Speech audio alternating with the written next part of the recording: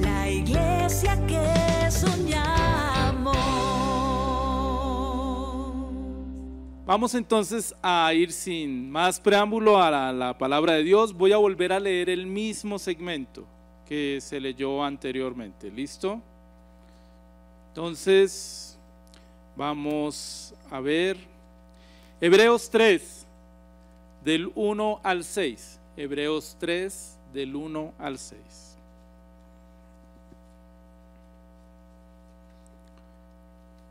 Así que, amados hermanos, ustedes que pertenecen a Dios y tienen parte con los que han sido llamados al cielo, consideren detenidamente a este Jesús, a quien declaramos mensajero de Dios y sumo sacerdote, pues Él fue fiel a Dios quien lo nombró, así como Moisés fue fiel cuando se le encomendó toda la casa de Dios.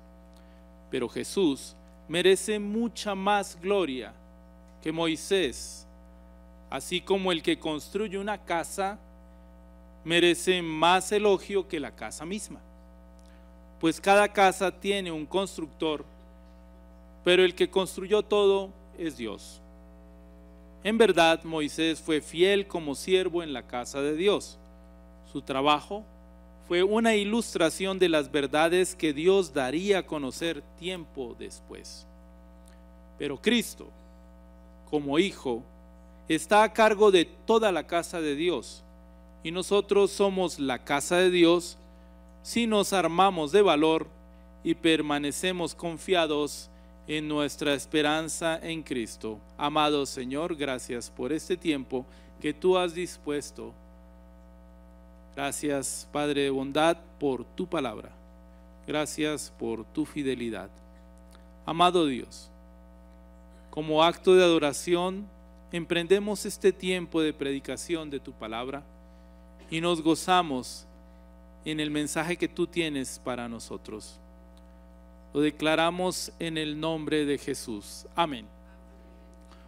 Bueno, vamos a volver sobre nuestro tema en Hebreos.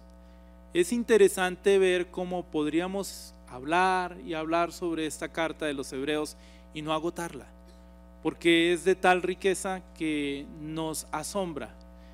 Y al tener esta lectura, uno puede verla de una manera algo desprevenida, pero cada uno de los elementos que nos muestra está lleno de una belleza que vale la pena tenerla en cuenta. Ahora, también es cierto que hemos ido pasando con un paso lento pero seguro sobre cada uno de los aspectos de esta carta y hemos ido cuidadosamente tratando de entender si pudiera hacerse o agotar lo imposible todo lo que en ella nos está diciendo. Y vemos que cada uno de los capítulos tiene se va ligando uno tras otro. Por eso es importante que aquello que vayamos diciendo lo interpretemos a la luz de lo que ya vimos y que no perdamos de vista nada de lo que se dijo. Es así que esta lectura, si tú tienes, lo más seguro es que alguno de ustedes tiene Reina Valera o tiene Nueva Versión Internacional, empieza diciendo por tanto, ¿cierto? ¿Qué quiere decir ese por tanto? Lo vimos en otra ocasión, es que aquello que estamos por decir tiene una unidad con lo que se dijo antes. En esta versión que yo tengo dice, así que, por eso vamos a mirar a ver qué fue lo que se dijo. Y lo que estamos tratando, como les indicaba, era la carta a los Hebreos, que trata específicamente de una exaltación de la persona de Cristo. Y una exaltación de la persona de Cristo dirigida a aquellos que siendo de la nación de Israel, judíos ellos, habían pensado en algún momento ante las dificultades que conllevaba el ser cristiano, el volverse atrás, ¿cierto? Y ante eso el autor escribe esta epístola en la cual está tratando de decirles, esperen un momento, ¿qué es lo que ustedes están pensando hacer? ¿Van a volverse atrás? Miren qué es lo que ustedes están haciendo. Por eso es que nos conviene muy bien recordar para no volvernos atrás. ¿Qué es lo que dijimos de Cristo? ¿Se acuerdan? Podríamos hacer en este momento un listado muy largo porque lo que hemos dicho durante estos meses ha sido bastante exhaustivo. Y una de las cosas que nosotros dijimos es que Cristo era Hijo de Dios, ¿cierto? Heredero de todo, creador del universo, resplandor de la gloria de Dios, imagen misma de Dios, quien sostiene y da vida a todo, quien nos redimió, el que está sentado a la diestra del Padre Celestial, siendo superior a todo lo creado, quien tiene un nombre sobre todo nombre, a quien el Padre ordena que adoremos y finalmente quien es eterno. Pero no solamente hicimos esa consideración, si ustedes recuerdan bien, vimos quiénes somos nosotros a la luz de quién es Cristo. Y vimos que somos miembros de una familia maravillosa, ¿cierto? A la cual fuimos llamados para que hiciéramos parte de ella, una familia en la cual Dios es nuestro Padre y Jesucristo es nuestro hermano mayor, el primogénito entre muchos hermanos. Y no solo eso, sino que es una familia a la cual nosotros pertenecemos y el Padre se goza en nosotros. Y el Hijo dice que se enorgullece de llamarse hermano nuestro, ¿cierto? Todo eso lo vimos y espero que en este momento todos estemos total y completamente de acuerdo. Vamos entonces a ir a esta lectura de Hebreos 3, empezando con en el versículo 1. La primera parte dice así: así que, amados hermanos, ustedes que pertenecen a Dios y tienen parte con los que han sido llamados al cielo. La versión Reina Valera dice: por tanto, hermanos santos, participantes del llamamiento celestial. Aquí hay dos títulos con los que se refiere. Uno es hermanos santos, ¿cierto? No es que hermanos y santos, no, hermanos santos, hermanos santos. Y el otro es participantes del llamado celestial. Recuerden lo que decíamos en Hebreos 2, versículo 11. ¿Por qué es que nosotros nos podemos llamar hermanos? Dice, tanto el que santifica, hermanos santos, tanto el que santifica como los que son santificados tienen un mismo origen. Por lo cual Jesús no se avergüenza de llamarlos hermanos. Aquí un pequeño paréntesis, porque es que este es un gran riesgo, un peligro constante en la vida del creyente, que al ver la situación que tenemos en Cristo, los inmensos dones que hemos recibido, los regalos de parte del Señor, tengamos la tentación de decir, Dios me eligió, soy muy amado, soy especial. Y eso no es mentira. Dios sí me eligió, sí soy muy amado, soy muy especial. Y lo mismo cada uno de nosotros. Pero una cosa es decirlo así, y vamos a mirarlo. Soy muy amado, soy elegido, soy especial. Y la otra es reconocer que el que nos llamó quién es y decir, soy amado, soy elegido, soy especial. ¿Por qué? Porque reconozco que nada de lo que yo tengo, de lo que recibí en Cristo es por mérito, sino que es como un regalo del Señor. Y si Él se enorgullece de llamarnos hermanos de Él, no es porque haya visto en nosotros algo espectacular, algo que si nos pusieran a un lado, le quitaría también a Cristo. De ninguna manera. Somos entonces santos, y eso es lo que quiere decir pertenecientes a Dios. Hemos sido apartados para un propósito maravilloso, porque Cristo fue quien nos santificó. Y somos hermanos unos con otros y con Cristo. Pero no solo nos está diciendo eso, que somos hermanos santos, ¿sí? Sino que somos participantes o compañeros de alguna manera. Y esa palabra tiene un significado también muy especial. No solamente somos hermanos de Cristo, apartados y santificados por Él, sino que somos compañeros de Él. Y no solamente compañeros de Él, sino unos con otros, ¿sí? Todos vamos en un mismo impulso, construyendo de la mano en el propósito de la construcción del reino de Dios. Ese es un llamado poderoso para que ejecutemos una labor, para hacerlo como mancomunadamente. Aquí no hay lugar al llanero solitario. Fíjense que hasta el llanero solitario tenía toro, ¿sí? Y a plata, si quieren decirles. Pero lo cierto es que no podemos ver a ninguno de los hermanos como un aislado, ni nosotros mismos considerarnos aislados. Hemos dicho que está lejos de aquí cualquier vanagloria. Luego, aquel que quiera sacar el pecho e ir por delante de los otros se va a encontrar con la sorpresa que no es posible. Somos compañeros, vamos todos de la mano, ayudándonos unos a otros. Y tenemos un llamado celestial.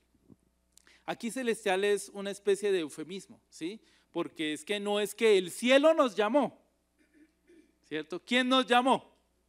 Dios fue quien nos llamó. Esto para los judíos era muy claro, porque ellos de alguna manera no les gustaba mencionar el nombre de Dios por considerarlo muy santo.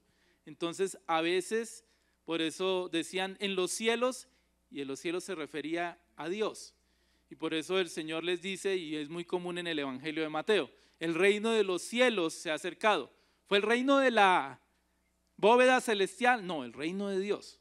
Y el llamado que nosotros tenemos es celestial porque viene de parte de Dios. No es un llamado de la bóveda celestial. ¿A qué fuimos llamados?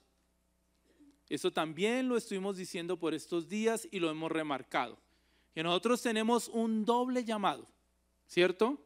¿Alguno lo olvidó ya? Espero que no. Si no, vamos a recordarlo. Y es que el llamado consiste en dos elementos. Uno que es el llamado principal, el primario. ¿Cuál es el llamado primario que tenemos? ¿A qué? ¿No? A estar con Dios. El primer llamado es estar con Él. Cada uno de sus discípulos lo llamó y le dijo, sígueme. Y lo llamó para que estuvieran con Él. ¿Se acuerdan? Por eso es que hay que recordarlo mucho, porque la memoria nuestra es así. No se preocupen. Es que eso nos sucede, por eso se repite vez tras vez, tras vez, tras vez. Pero además tenemos un llamado secundario. Ahora sí, ¿cuál es el llamado secundario? El llamado secundario es a trabajar en su obra. Y trabajar en su obra es el llamado de la Gran Comisión, ¿cierto? Ahí sí ya estábamos todos de acuerdo. Entonces tenemos un llamado, pero el llamado primario es siempre a estar con Dios. Recuerden muy bien lo que dijo Moisés. Señor, si tú no vas con nosotros, nosotros no vamos.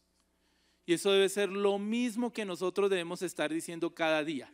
El llamado fundamental es a la presencia de Dios. Siempre. Yo creo que un hijo de Dios no debería siquiera pensar en dar un paso fuera de su casa sin haber pasado tiempo con Dios. Y entonces, si alguno está así, arrepiéntase, hermano.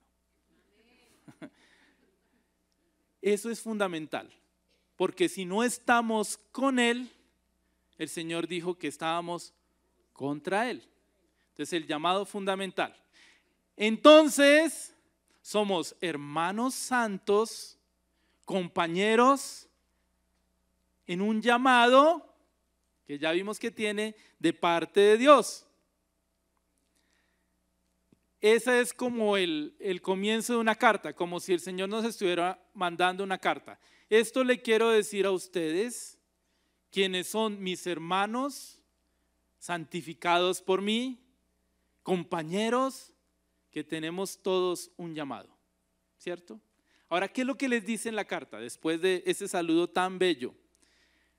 Consideren detenidamente a este Jesús, a quien declaramos mensajero de Dios y sumo sacerdote. Aquí tenemos un mandato. Y ese mandato a veces lo podemos pasar como a la ligera, pero no, es muy, pero muy importante. Dice, consideren, y dependiendo de la versión que tú tengas, va a decir ahí, consideren detenidamente, como la versión que yo les estoy leyendo, o consideren atentamente, ¿sí? O simplemente dice consideren, ¿sí? Pero es una palabra que tiene un poder en sí misma muy grande. ¿Por qué? Porque lo que quiere decir esa palabra es una palabra compuesta, es una palabra que tiene un elemento de pensar y otro de pensar mucho. ¿Sí? Quiere decir, piensen mucho, piensen intensamente. Y no vayan a confundir con ese que se la pasaba pensando todo el tiempo y piensa y piensa y piensa. Y digo, ¿y usted, hermano, por qué piensa tanto? No es para no morirme el día menos pensado. No. No se trata de andar por ahí cabizbundo y pensando así, no. Es una consideración intensa de todo mi ser en ¿quién?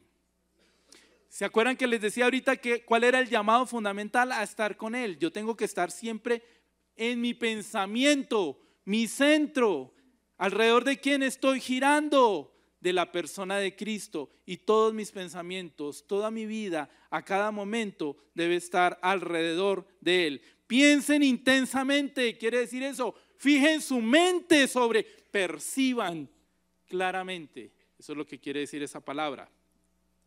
Y es de una manera muy bonita, hay una traducción que lo encontré, dice pensativamente, obviamente suena chistoso en español, pero bueno, pensativamente y atentamente. ¿Sí? Una cosa chistosa. Habla de algo en lo que hay que pensar con detenimiento. Esa misma palabra es la que nosotros vemos por allá en Mateo 7, el Señor lo utiliza, Mateo 7:3, cuando habla de, ¿alguien se acuerda de qué es? No miren la paja en el ojo, sino vean más bien la viga que ustedes tienen. La palabra que es no miren la paja es una palabra que quiere decir simplemente mirar. En cambio, la palabra que utilizan para la viga es esta misma que quiere decir consideren detenidamente. Por eso el Señor nos dice, mire, no se fijen en lo que los hermanos hacen, más bien pónganle mucha atención en lo que está en ustedes, en cada uno de nosotros. Es la misma palabra. Cuando yo estaba pensando cuál es la imagen de algo que pudiera dejarles en el corazón para esa forma de pensarlo. Yo soy artista frustrado en el sentido de que yo siempre quise ser pintor. ¿Sí? Yo quise ser pintor, pero no de brocha gorda, ¿no? Sino pintor y el Señor me dio un don para dibujar. Yo dibujo bonito. Gloria a Dios, ¿sí? Y yo toda mi vida pensé que yo iba a ser un pintor, hasta que llegué por ahí, estaba en el bachillerato, y le dije, papá, yo creo que yo voy a ser pintor. Y mi papá, que veía desde siempre otro tipo de persona en mí, los papás no se equivocan en ese aspecto. A veces puede parecer que son arbitrarios, pero dijo, muy bien, joven, entonces usted no necesita seguir en el colegio para hacer esa cosa. Hasta aquí le pagué colegio. Y yo, no, yo quiero. Y entonces terminé siendo médico. Parecido, ¿cierto? Pero bueno, lo cierto es que me gustaba mucho el arte y siempre estaba buscando alguna imagen en el arte que reflejara las cosas que yo estaba pensando. Y cuando estaba pensando precisamente en esto, pensé en el pensador. Ustedes han visto esa escultura, el pensador de Rodin. El pensador de Rodin es un señor que está sentado con una mano en la boca pensando, pero si ustedes miran esa imagen, cada fibra, si ustedes pudieran imaginar que esa escultura de bronce es un ser verdadero, animado de carne y hueso, cada fibra de esa escultura está crispada en una especie de rictus de pensamiento intenso. ¿Sí? No ven en esa figura reposo, no es alguien que está pensando relajado, no, piensa intensamente.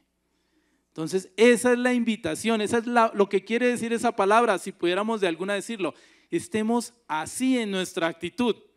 Ay, que es que te van a decir fanático, pues, pero el Señor quiere que pensemos intensamente en Él. Muy bien. ¿Qué es lo que tenemos que pensar acerca de este Jesús? Y aquí nos da dos palabras muy bonitas, ¿sí? Ustedes van a encontrar la mayoría de las versiones que mencionan que es apóstol, ¿cierto? Jesús como apóstol. ¿Saben qué es lo curioso? Es la única vez en todo el Nuevo Testamento que a Jesús se le llama apóstol. Nunca se le llamó apóstol, pero aquí sí. En la versión que yo les traigo, la palabra es mensajero, pero no es cualquier mensajero. No es en el sentido ese del heraldo, ¿se acuerdan? Como la palabra ángel. La palabra ángel quiere decir heraldo, el que anuncia de parte de alguien. Y ese heraldo tenía que ir a hablar de parte de su Señor y no podía decir ni una sola palabra que no viniera de su Señor. Y estaba absolutamente penalizado que si decía algo diferente a lo que le habían mandado decir, había pena de muerte. Aquí la figura para el mensajero, el apóstol, es distinto. Es el de embajador plenipotenciario. Por eso es que a mí me preocupa un poquito aquellos que se hacen llamar apóstoles. Hay ministerios apostólicos y los reconozco, pero me preocupa un poquito la apostolitis. ¿Por qué? Porque la palabra apóstol quiere decir embajador con poder. Embajador con poder. Entonces eso cuadra muy bien con el Señor, ¿sí? Dios, ¿se acuerdan cuando decíamos al empezar Hebreos, cómo empezamos? Toda nuestra disertación de los Hebreos hace unos meses. Dios, habiendo hablado en otros tiempos de muchas maneras y a través de los profetas, ahora nos habla a través de ¿quién? De su Hijo. Por eso es que dice, teniendo en cuenta quién es ese Jesús, por quien habla el Padre, tengan en cuenta que ese es el apóstol de apóstoles, el embajador plenipotenciario del reino de los cielos, de parte del Padre del cielo. Y no solo eso, sino que nos dice que es un sumo sacerdote. ¿Se acuerdan cuando terminábamos el capítulo 2? Decíamos que él era un sumo sacerdote. Y cuando mencionábamos que era un sumo sacerdote, quería decir aquel que es uno de nosotros.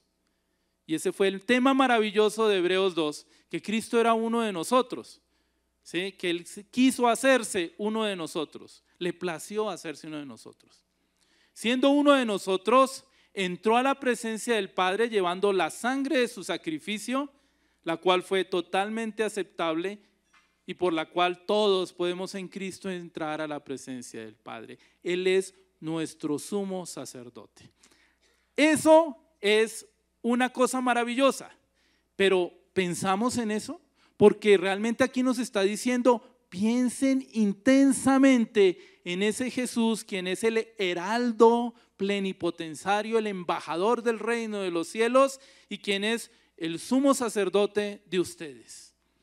Qué maravilla de versículo, ¿cierto? ¿No les parece? ¿Alguna vez lo habíamos pensado? Tal vez no. Ese es solo el primer versículo. Vamos con el segundo. Versículo 2.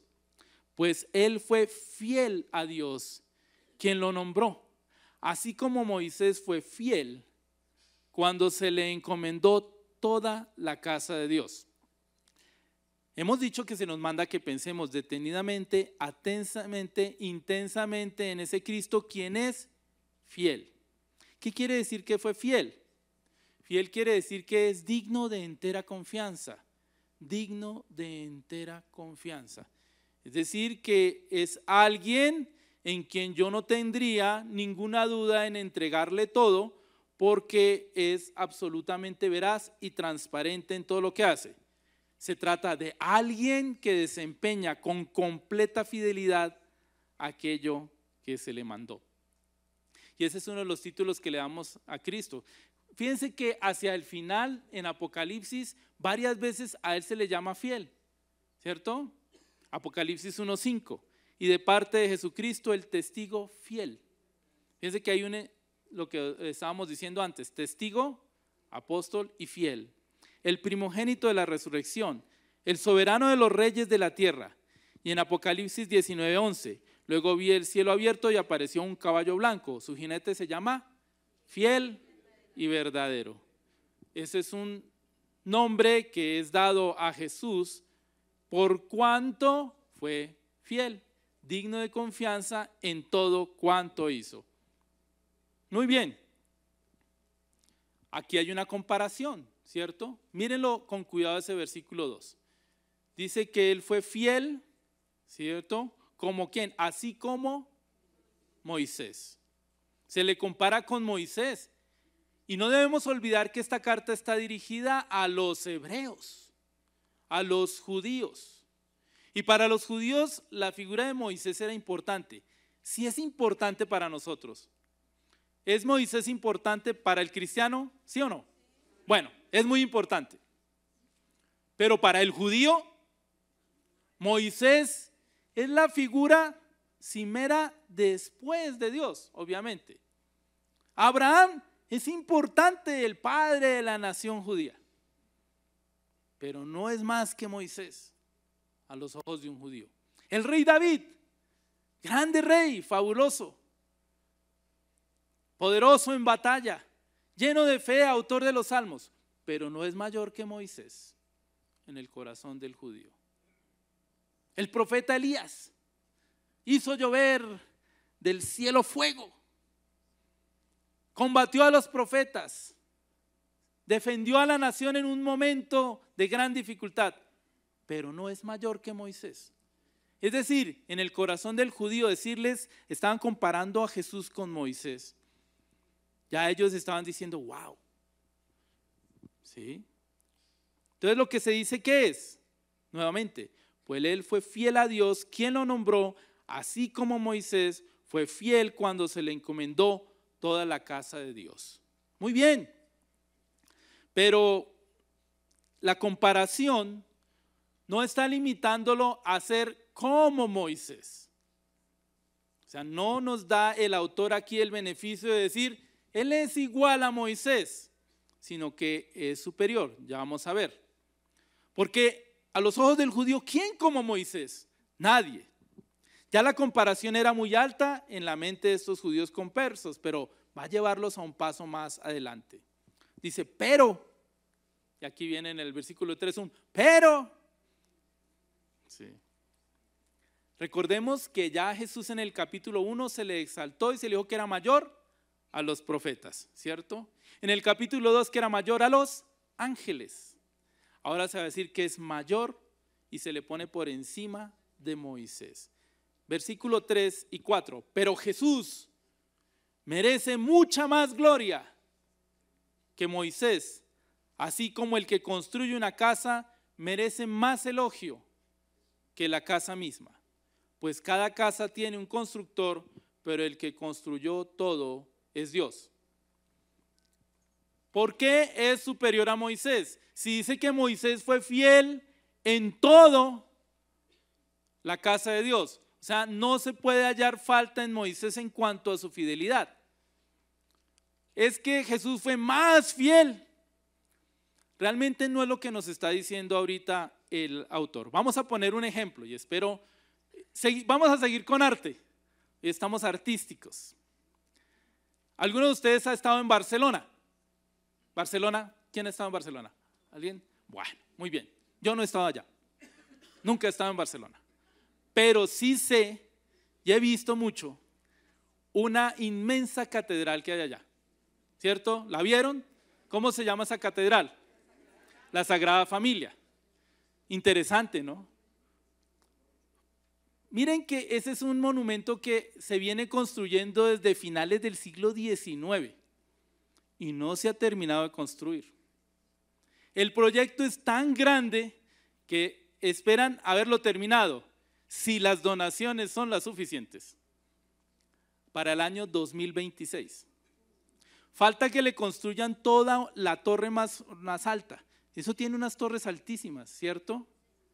Pero falta que le construyan la más alta, que es la que está dedicada a Jesús, ¿cierto? Las que ahí se ven están dedicadas a santos, a María, pero falta construir la que está dedicada a Jesús. Es la más alta de todas y con eso muy probablemente ya queda construida. Y es de tal magnitud el proyecto que no se va a terminar sino dentro de 8 años si las cosas van bien. Y siendo así, esa catedral llegaría a ser la más alta de Europa, 137 metros de altura, más de 1,5 cuadras casi de altura sería, una cosa maravillosa. Pero cuando uno piensa en esa catedral, no piensa en la catedral, ¿en quién se piensa? ¿Quién es el arquitecto? No. Lección de arte. El arquitecto se llama Antonio Gaudí. Y Antonio Gaudí es uno de los arquitectos más grandes que ha habido, definitivamente, y uno de los constructores de la arquitectura moderna es él. Y cuando se piensa en esa catedral, se debe pensar primero que todo es en Antonio Gaudí. ¿Por qué? Porque él es el arquitecto constructor del sueño. De hecho, cuando se termine de construir, se van a cumplir 100 años de la muerte de este señor. O sea, en el 2026 se celebran 100 años de que se haya muerto. Entonces, ahora ahí les dejé una tareita. Antonio Gaudí. Muy bien. Y dice que Moisés fue fiel en toda la casa de Dios. Volvamos entonces. Porque es más importante el arquitecto que la casa que se construye. Es mucho más importante. ¿Qué es lo que lo hace merecedor de mayor gloria entonces? Al Señor. Entonces aquí viene una figura para la cual necesitamos ir a una parábola del Señor. Vamos a ir a Lucas 15. Lucas 15. Versículos 17 al 24. Estaba el hijo pródigo, es la parábola del hijo pródigo, cuidando marranos. Y dijo, caramba, yo qué situación tan maluca en la que estoy. Cuidando marranos y ni siquiera puedo comerme lo que están comiéndose esos marranos. Y yo me pongo a pensar que en la casa de mi padre, sus jornaleros, sus siervos, comen mejor de lo que yo estoy acá. Entonces, ¿qué voy a hacer? Voy a volver a la casa de mi padre y le voy a decir, y se imagina el discurso: Padre, he pecado contra el cielo y ante ti, y ya no soy digno de ser llamado tu hijo. Trátame como uno de tus jornaleros. Dijo, está bueno. Te lo voy a decir a mi papá, que yo he perdido toda dignidad y que por lo menos me dé trabajito. Como decía Michín, dame palo pero dame de comer. ¿Cierto? Bueno, muy bien. Entonces él va y cuando el padre lo ve, cuando todavía estaba lejos, su padre lo vio y tuvo compasión. Corrió y se echó sobre su cuello y lo besó. El hijo le dijo, Padre, he pecado contra el cielo y ante ti y ya no soy digno de ser llamado tu hijo. Pero el padre dijo a sus siervos, saquen de inmediato el mejor vestido y vístanlo, y pónganle un anillo en su mano y calzado en sus pies. Traigan el ternero engordado y mátenlo. Comamos y regocijémonos, porque mi hijo estaba muerto y ha vuelto a vivir. Estaba perdido y ha sido hallado. El hijo pidió ser tratado como jornalero, pero el padre dijo, no, te trato como hijo, porque tú eres mi hijo. ¿Qué fue lo que dijo el muchacho, el hijo pródigo? Que por lo menos me trate como siervo. Pero el padre dijo, no, mejor que seas hijo, porque eres hijo, te voy a tratar como hijo. Es la misma figura que está usando en este versículo el autor de la epístola a los Hebreos. Cuando dice que ambos fueron fieles, Jesús fue fiel, Moisés fue fiel, pero Moisés lo fue como siervo. Jesús lo fue como hijo. Su dignidad es mucho mayor. Dice, en verdad Moisés fue fiel como siervo en la casa de Dios. Su trabajo fue una ilustración de las verdades que Dios daría a conocer tiempo después. Pero Cristo, como hijo, está a cargo de toda la casa de Dios. Entonces, la gloria mayor de Cristo no es por lo que hace, sino por quien es. Entonces, aquí está diciendo dos cosas en cuanto a la gloria del Hijo. Una cosa es ser la casa y otra el que la construye. Y el que la construye es Dios. Pero aquí, espérese, ¿Dios o el Hijo? El Hijo, porque es que el Hijo es Dios. Entonces, Él tiene mayor dignidad, como dijimos que tiene mayor dignidad Antonio Gaudí sobre la catedral. Tarea, ¿no? Y también estamos diciendo que tiene mayor dignidad porque Él no fue fiel como siervo, sino fue fiel como hijo. Ahí está la dignidad de Cristo. La obra de Dios es su casa. Nosotros somos la casa de Dios. Eso incluye a los judíos y a quienes por la fe en Cristo hemos venido a ser insertados o injertados en el olivo. Hemos venido a ser parte de la casa. Qué palabra tan bonita esta de la casa. ¿Recuerdan la Gran Comisión? La Gran Comisión dice, vayan y hagan discípulos de las naciones. ¿Sí? De todas las naciones. La palabra para naciones es oikos. ¿Sí? Oikos. A veces usamos esa expresión, el oikos, para decir nuestro entorno. Pues esa expresión de oikos es la misma que se utiliza aquí para decir la casa. Entonces, ¿bien? Entonces, la expresión casa, oikos, puede querer decir familia, nación, hogar o templo. Todas esas cosas puede querer decir. Entonces, ¿es qué está diciendo? Que Cristo, ¿sí?, que es el constructor de la casa, es constructor de una gran familia, y ya nos dijo cuál era la gran familia, de una nación, que es una nación santa y de sacerdotes, de un hogar, el lugar donde podemos nosotros tener comunión y sentirnos seguros, y no solo eso, sino de un templo. Fabuloso, ¿cierto? Moisés era parte de la casa, pero no la totalidad de la casa. La totalidad de la casa es construida por el Hijo. En eso fue fiel. Moisés sirvió dentro de la casa. ¿Qué diferencia, cierto? Jesús es el Hijo amado del amo de la casa.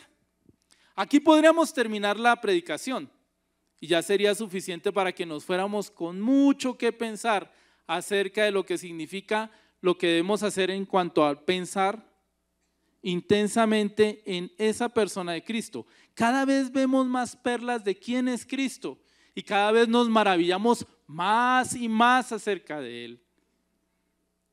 Pero aquí viene la parte bonita. Bueno, la otra es bonito, pero también trae un compromiso. Y eso es aquello en lo cual no debemos dejar de insistir. Versículo 6, segunda parte. Dice, y nosotros somos la casa de Dios, ¿cierto? Si nos armamos de valor, dice acá, y permanecemos confiados en nuestra esperanza en Cristo. Ojo, nunca olvidemos que nosotros somos parte de la casa. Como piedras vivas, decía Pedro en la carta, su primera carta, capítulo 2, versículo 5, dice, también ustedes son como piedras vivas, con las cuales se está edificando una ¿qué? Casa espiritual. De este modo llegan a ser un sacerdocio santo para ofrecer sacrificios espirituales que Dios acepta por medio de Jesucristo. Entonces somos piedras vivas. Hace unos días, aquí el miércoles, estuvimos en el centro de pensamiento hablando un poquito de historia. Y a veces nos cuesta pensarnos en términos de la historia. También quise ser historiador. No pude ser historiador. Bueno, pero cosa bueno, somos lo que somos. Entonces, dentro de ese contexto, y lo hablábamos con el grupo de trabajo que teníamos en el centro de pensamiento, y es que aquellos que llegaron a fundar los Estados Unidos, conocidos como los peregrinos, fue un grupo de gente loca, bien loca. ¿Por qué? Porque se aventuraron en medio del océano en un barquito que nunca había atravesado, siempre había sido un barco costero, y se les dio por montarse en un barco y atravesar todo el Atlántico, llegar a un lugar que era un yermo descampado totalmente y establecerse en ese lugar. Y esa gente le tocó pasar el primer invierno sin abrigos como lo que tenemos ahora, sin guantecitos, sin calefacción.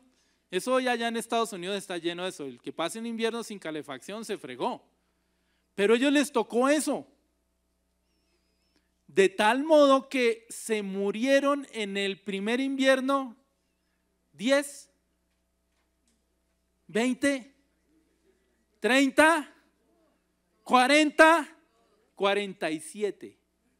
Y eran 100 y tantos.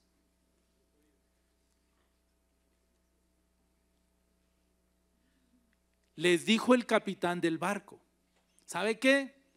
Todos se van a morir. Devolvámonos. Alce la mano el que se quiera devolver.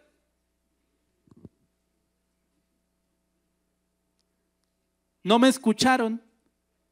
Se murieron casi la mitad. La situación no tendría por qué mejorar. Devuélvanse. Eso es lo que haría alguien lógico, alguien que lo ha pensado, pero no alguien que lo ha pensado detenidamente y concienzudamente.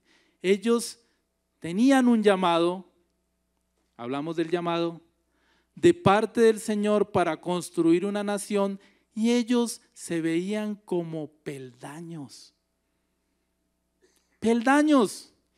Es decir, que ellos estaban construyendo sobre lo que otros iban a construir, y esos otros y otros para hacer una nación. Cuando ellos estaban llegando allá, hicieron un pacto. Ese pacto lo hicieron dentro del barco que los llevó, y se llama así el pacto del Mayflower. Y al hacer el pacto, empezaron en el nombre de Dios, amén. Nosotros que hemos emprendido este viaje para la gloria de Dios y para la extensión del reino de Dios. Palabras más, palabras menos. Alguien que ha hecho un pacto alrededor de eso, no le importa la muerte, no le importa la enfermedad, no le importan las dificultades, porque ha afirmado su mente en el propósito que Cristo le dio para la vida. Y eso es lo que nos está diciendo acá, que piensen detenidamente, piensen concienzudamente en ese Jesús quien fue fiel en todo, con una gloria mayor que la de Moisés, ¿cierto? Y por lo tanto se nos pide que armados de valor, y esa gente estuvo armada de valor, no fueron nada cobardes, permanezcan confiados en su esperanza en Cristo, dice el versículo 6. Peldaños, que nos veamos como peldaños, como piedras vivas de un edificio que está levantando un gran arquitecto, mucho más grande que cualquier arquitecto de la tierra, que es nuestro Señor. Sobre lo que se construye en nosotros, por nosotros y a través de nosotros, constituirá peldaños para quienes nos van a seguir. Y entonces aquí dice una cosa muy interesante. Y nosotros somos la casa de Dios, sí. Ese es un sí condicional. Sí, nos armamos de valor y permanecemos confiados en nuestra esperanza en Cristo. Ese sí condicional quiere decir que para que nosotros podamos ser considerados casa de Dios, oikos, familia, templo, nación de Dios, necesitamos permanecer fieles. ¿Por qué era tan importante mencionar la fidelidad del Señor y la fidelidad de Moisés? Porque lo que nos está pidiendo es que a la luz de esa maravillosa realidad, nosotros, cada uno de nosotros, permanezcamos fieles. La razón por la cual adoramos aquí, decimos que Dios es fiel. Y hoy, no sé, yo no me puse de acuerdo con ellos. Pero hemos cantado mucho que hoy Dios es fiel. ¿Cierto? La razón por la cual es porque sabiendo que Él es fiel en todo y a pesar de las circunstancias, si nosotros nos permanecemos fieles, alcanzaremos la esperanza en Cristo. Amén. Así como se exalta la fidelidad de Moisés en todo y la de Cristo en todo, se espera de nosotros que seamos fieles. 1 Corintios 4, 1 y 2. Que todo hombre nos considere como servidores de Cristo y mayordomos de los ministerios de Dios. Ahora bien, lo que se requiere de los mayordomos es que cada uno sea hallado fiel. Y esa palabra para fiel es la misma fiel que se usó para referirse a Moisés, la misma fiel para referirse a nuestro Señor Jesucristo. Ese es el llamado que nosotros tenemos en la iglesia, ser servidores y mayordomos como Moisés y ser hijos como Jesús. Pero seamos siervos o seamos hijos, que las dos cosas somos, seamos hallados fieles. Vamos a orar. Amado Señor, cuán grande es el ejemplo que tú nos pones y que se nos plantea delante de nosotros. Si la fidelidad de Moisés en toda tu casa era algo tan grande, la fidelidad del Hijo es aún mayor y más digna de gloria. Ahora bien, Señor, tú nos estás pidiendo que a la luz de la fidelidad reconocida en ellos, nosotros seamos también hallados fieles en todo. Gracias porque podemos cantar, porque podemos exaltar y glorificar tu fidelidad. Pero en medio de circunstancias, algunas difíciles, de enfermedad, de escasez, para algunos de persecución,